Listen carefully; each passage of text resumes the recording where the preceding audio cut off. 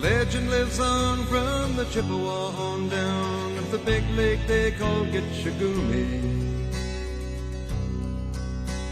The lake, it is said, never gives up her dead when the skies of November turn gloomy. With a load of iron ore, 26,000 tons more than the Edmund Fitzgerald weighed empty.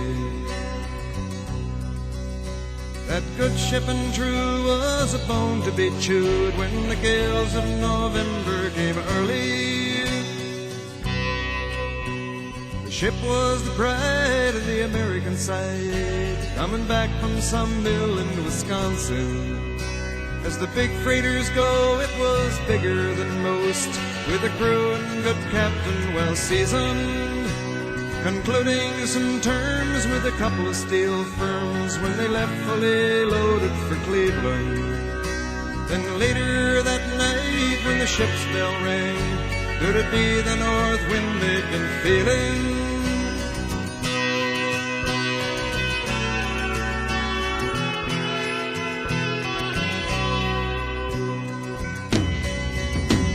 The wind in the wires made a tattletale sound, and the wave broke over the railing.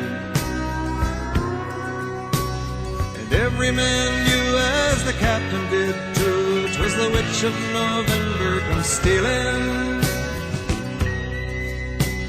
The dawn came late and the breakfast had to wait when the gales of November came slashing.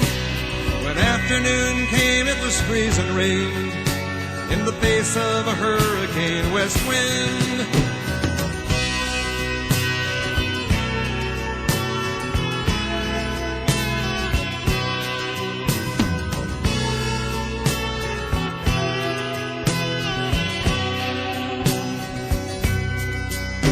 When supper time came, the old cook came on deck saying, "Fellas, it's too rough to feed you."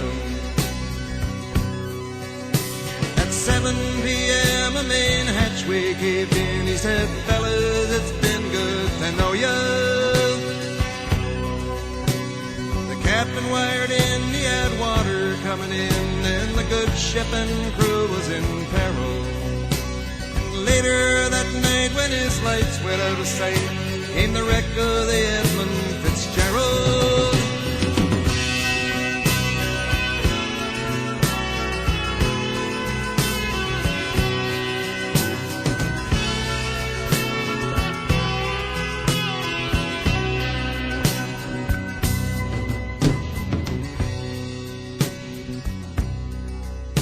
Does anyone know where the love of God goes when the waves turn the minutes to hours?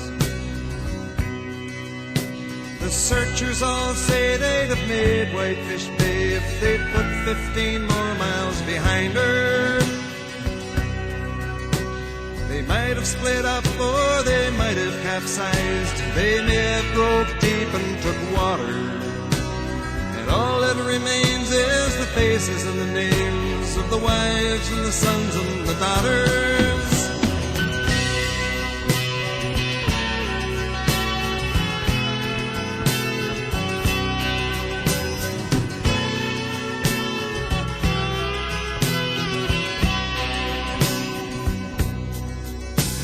Lake Huron rolls, Superior sings in the rooms of her ice-water mansion. Old Michigan steams like a young man's dreams, the islands and bays are for sportsmen. And farther below, Lake Ontario takes in what Lake Erie can send her. And the iron boats go, as the mariners all know, with the gales of November remembered.